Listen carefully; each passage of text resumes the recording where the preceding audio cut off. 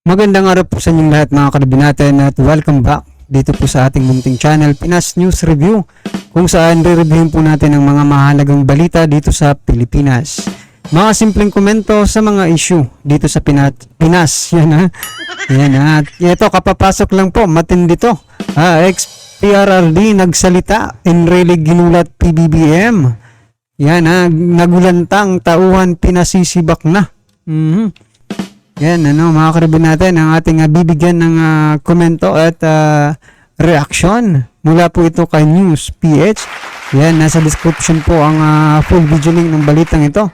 Subscribe na po kayo kay News PH. At kung bago ka pa lang at di pa po nakapag-subscribe sa ating munting channel, please don't forget to subscribe at i-click na rin po ang bell notification para updated ka po sa lahat ng ina-uploads nating reaction video. Yan, bago po natin i-play ang video ito. Ito, basahin po muna natin yung ilan po sa mga naging komento ng ating mga kababayan patungkol po sa naging balitang ito. Ito na po. Yan bakit ganun na lang ang mentalidad ng mga politiko? Kapag may problema, i-privatize, yan na ba ang tamang solusyon ng problema? Yan, nagtatanong po, no? Balik na ba tayo sa mga oligarko? Di ba dapat tanggalin ng namumuno sa ahensya? Kung di kaya pamunuan, no, nga po mga karabit, yan po ang dapat, no? Tanggalin at palitan ng mas competent na empleyado. Yan. Baka wala nang matira, ari-arian ng gobyerno kung ganyan ang mentalidad, no, ng mga politiko. Yan mga karabit natin, last vlog po natin, may nag-comment nga po, no, kung isa na po ito sa mga rason, no, kung bakit siguro konti lang po dito yung nag-i-invest, di ba? So, kahit po mag-ikot po ng mag-ikot ang ating Pangulo, no, sa buong mundo at para mangalap, di umano, no, ng investment. Kung ganito naman ang nangyayari dito sa ating bansa, di ba? Sabi nga sa nag-comment paano daw mag-i-invest dito yung mga dayuhan, no? Ang mahal ng kuryente. Tapos tubig, di ba? Binibili. Yan. So, kasi naka-privatize na yung tubig at kuryente natin. Ngayon naman po, gusto pa rin po nilang i-privatize yung NAIA. So yan, mga karabin natin, So yan, ano sa palagay nyo, ano ba yan sa mga, mag-click ba yan sa mga investor? Sa bagay, mas safe po daw, di umano kapag private. So, anong ginagawa ng ating pag private ba? Ito, tinatanong ko lang nga gusto ko rin malaman kung private ba, hindi na mga tao, no? Hindi na mga tao yung magbabantay dyan sa NAIA para wala nang kalokohan na nagagawa. Puro na robot, no? Para walang puso. Nakaprogram lang. O ganun din i-private mo yan mga karibin natin, tao pa rin po yan tao pa rin po ang kikilos dyan. So ito pa mga karib, put me in charge. Siya daw ang maging in charge put me in charge sa NAIA, walang sinong makagawa mali dyan pag ako talaga nandyan, subukan nyo ako kahit konting sweldo. I'll do my best to improve the quality of NAIA. Nako, napakagaling naman po ni Sir Manuel Sabordo. Yan Ito po pahirap ang privatization, disiplina ang kailangan dyan sa airport problema. Oo nga mga gaya nga po yung sinasabi ko kanina, kapag private na ba, kasi pag mga robot po, disiplinado yan kasi nakaprogram. Diba? Kaya disiplina po talaga ang kailangan, no? Right? Ayan.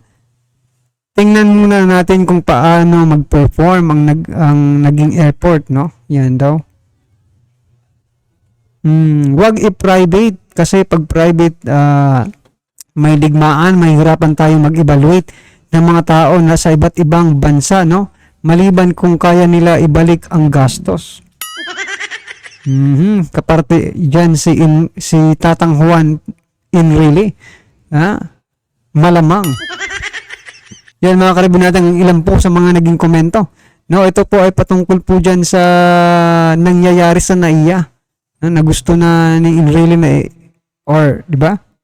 Ito, panoorin lang po natin ang video nito para mas lalo po natin maunawaan yung mga kung bakit ganito po yung mga komento nila. Ito na po.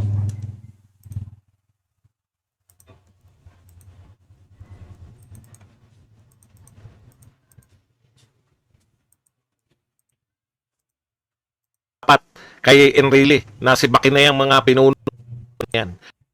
Yung sinabi po ni Pangulong Duterte na medyo hindi lang ako sang-ayon sa pangalawa. Ito po yung sinabi ni Pangulong Duterte, give na iya to the private hands, it would be more efficient. Pero pag pinakinggan niyo po yung sinabi niya rin doon na sinusuportahan niya yung panukala ni dating Senate President Enrile na dapat talagang sibakin na yan, no? Dalawang magagaling, matatalinong tao na po ang nagpapayo, Mr. President. Na sibakin na yan, kasi pag hindi mo sinibak yan, uulit at uulit yan. Pero yun nga, sinabi rin ni Pangulong Duterte na gaganda yun na iya pag binigay sa private. Ang sa akin lang naman po, Mr. President, ang problema po kasi, no? Ako, tansya ko, sinasadya eh.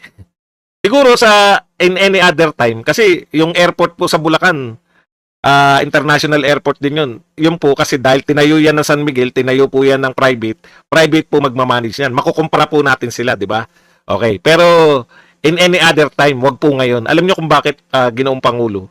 Kasi po ang mangyayari, kung sinasadya po yan para i-push yung privatization, nakakasama naman po ng loob, no? Hindi po kayo kinukontra, alam ko po na hindi ko po nauunawaan sa ngayon kung bakit po nyo gustong i-privatize yan, no? Pero ang isa pong tinututol ko dyan sa privatization, una po, mahal na Pangulo, mawalang galang na po. Wala po tayong na-privatize na tumino eh. Lahat sa experience po ng Pilipinas, di ba? Wala pong na-privatize na tumino.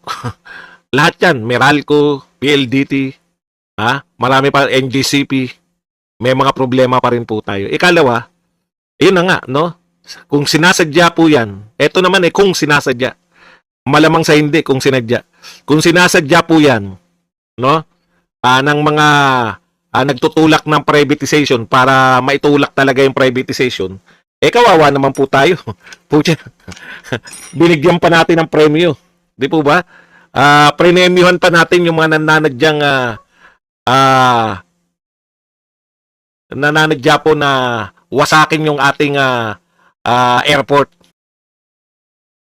Yan mga karibin natin, may point din dito si Sir Badong si Sir Badong Arateles mga karibin natin. Kasi, posible na yung mga nagpo-push, no, ng privatization, no, sila din yung may pakana. Yan ay opinion lang, mga karibin natin. May pakana dyan sa mga kaguluhan sa NAIA, di ba? Kasi kung ayaw, 'di ba? Kung ayaw ng gobyerno na i-privatize 'yan, tapos gusto nilang ipilit, di gagawa po sila ng paraan. 'Di ba? Pero talagang nasa pamumuno po 'yan, no, ng isang leader, no, kung sino man. Kasi nung panahon naman ni Tatay Digong, tumino naman 'yan, 'di ba? O bakit niya yung bumabalik, Kasi nakikita ba nila na hindi ganun ka si PBBM katibay, di ba? Hindi ganun ka isog, di ba? No, sinasadya na nila, pepremyuhan mo pa. Di ba? Alam naman natin lahat kung bakit nila tinutulak yung privatization. Yun lang naman po ang aking tinatanggi diyan, no? Hindi ko po kayo sinasansala. Maaring merong kayong brilliant idea diyan, pero sa ngayon po tutol po ako diyan sa privatization nila. Sila na nga kung sinadya po nila yan, di parang binigyan pa natin sila ng premyo dahil sa paninira sa ating airport. Okay. Punta na po tayo sa isa pang pagsusuri ni Pangulong Duterte, no? Tungkol po dito. Tayo minimedyahan lang natin eh. Kahapon tinalakay na natin tong mga refugee problem eh. Una, problema po talaga na US, di ba? Ito po ang sinabi ni Pangulong Duterte tungkol diyan. Take your time, Mr. President. Huwag kang masyadong mag-give in sa demand, no? Malay mo, baka dalhin na ng mga Amerikano, Taliban na. Taliban na tuloy. Ay, nakakatakot po kasi yun eh. Minimedyan lang po natin yun na sinasabi natin, teka, bakit ayaw nilang tanggapin sa US ng direkta yan? Yung mga taga-Afghanistan. Baka nahaluan yan, nagkukunwari. Di ba? Tapos dito na. May karanasan po si Pangulong Duterte dyan eh. Yung nilabanan niya po, yung Marawi Siege po na tinatawag. No? Grabe po naging problema natin dyan. Martial law sa buong Mindanao. Dahil po para pigilan yung paglaganap ng mga nakapasok na elemento ng mga pwede nating tawaging foreign terrorists dito sa Pilipinas. Kaya makinig po tayo. Hindi ko po sinasabi na pakinggan nyo yung o sundin. No? Pero sa experience po, meron na po. Hindi naman po masama. Mahal na Pangulong Marcos. Napakinggan po natin si Pangulong Duterte. Yung kanyang pagbibigay sa inyo. Actually, hindi lang naman si Pangulong Duterte, pati kapatid nyo, no? Nagbibigay na wag po kayo mag-give in. Eto po ang problema eh. No? Lugi na nga tayo sa EDCA. Sa totoo lang. O ngayon, naniningil na po si Senator Bato. Dapat magbayad kayo para may pagkukunan naman yung pinoproblema nating kasi gumagamit kayo ng mga base militar natin eh. Di ba? Dapat So, dito na nga po mga karibin natin, no? magbayad yung US. So, dito makikita na po talaga natin na talagang ito opinion lang mga karibin natin ha. Parang ginagamit lang po talaga tayo ng US mga karibin natin, no? O, kaya nitong mga refugee na ito mga karibin natin, no? Gaya ng sabi ni Sarbadong, hindi po natin alam. Hindi naman masasala yan lahat eh, no? Kung sino ba talaga ang terrorista at hindi, di ba? Oh. Meron pa nga tayong problema sa mga hinayutak na NPA, mga karabin natin. Eto, di ba? Terrorista din po ituring yun eh, ha? Eto, magpapasok po tayo ng sariling problema sa ating bansa. Oh, kaya dapat pag-isipan po talaga ni PBBM, no? Kung papasukin o hindi. Kaso nga lang, mga karabin natin, gaya nga sabi ni Pangulong Duterte, dating Pangulong Duterte, mag-ingat sa demand, no? So, nagde-demand po yung US na papasukin nga dito yung mga Afghan refugees, mga karibin natin, no? So, nasa kamay po ni PBBM kung ano po ang kanyang magiging desisyon, mga karibin natin. Nakasalalay po sa kanya ang kaligtasan ng sambayan ng Pilipino, di ba? Ng ating bansa. Oo. Kaya dapat po talagang pag-isipan, no? Oh, kung relasyon lang naman ng pag-uusapan sa US, sabagay, dyan naman kayo, dyan naman kayo magaling. At malaki dapat yung compensation ng Pilipinas. Ang dami po nagsasabi na hindi naman po yan na kakaiba. Na hindi naman po natin sasabihin na yan ay protection lang ng Pilipinas. Alam naman po natin na pabor sa US. Yung paglalagay nila rito ng mga yung mga EDCA, karagdagang EDCA dahil nga po mas malapit sila, no, sa perceived na kalaban nila, parang another Cold War na China, di ba? Tapos wala tayong pakinabang monetary. Tapos bukod dun sa umabor na nga tayo sa EDCA, susundan pa nila nito na papatanggap sa atin yung refugee na galing sa Afghanistan. Kaya tama po yun, no? Yung pagsasabi ni Pangulong Sunod na lang tayo dito, mga karabin tuloy natin. po natin. I think I'm going to make it official. As a citizen of this country, nothing else. We should not give in to the demands right now. All foreigners entering our country, whether as visitors or refugee or permanent residents, should go into a cleansing process so that we will be secure within our borders. Takot po yan, no? Basta na lang tayo magpapasok dahil gusto na US. And not let the radicals enter into the pictures, especially that we have a problem in the south. Dito sa Mindanao, hindi naman lahat eh. Itong mga terorista, mga PI, ang mga Amerikano, mga leche kayo, sampalin ko. Di ba, sa totoo lang po, isa po sa pinaka-successful yung ginawa po ni Pangulong Duterte dyan sa panahon ni Pangulong Duterte, dyan po sa may Marawi, no? Isa po sa pinaka-successful na sa buong mundo paglaban po dito sa mga foreign terrorist group. Okay. So sana po mag-ingat po talaga tayo. Nakakatakot po yan pag napasok po yan ng mga alam niyo na, mga 2 o 3 lang, kunwari mga daan yan, tapos napasukan ng mga 5. Ang bilis po ng pagkalat. ICC nearing next move on the Philippines. A mixed hope of reality. Ano po kahulugan ng eto sa Rappler to eh.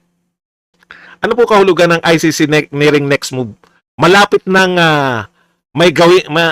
malapit ng ano yung sa Tagalog mas maganda yung susunod na hakbang ng ICC, abangan natin, malapit na. Ayan mga karibin natin, no, talagang dapat pong mag-ingat, no? Mula po sa airport patungo sa pagpapapasok ng mga refugee. Yung privatization ba ng NAIA is preparation para po makapasok, no? Or sa pagpasok ng mga Afghan refugee dito sa Pilipinas para mas masala, ganun. Parang ganun yung logic mga karibin natin. Pero anyway, lahat naman po tayo may kanya-kanyang opinion at reaksyon. I-comment na lang po sa baba para at least alam po ng ating mga kababayan ang inyo pong nararamdaman patungkol po sa naging balitang ito. Alright? Kung bago ka pa lang at di po nakapag-subscribe sa ating munting channel, please don't forget to subscribe. At i-click na rin po ang bell notification para updated ka po sa lahat na ina-uploads nating reaction video. Yan, wag rin pong kalimutan mag-subscribe kaya News PH, yan, nasa description po ang full video link ng balitang ito. Subscribe na po kayo. Maraming salamat po.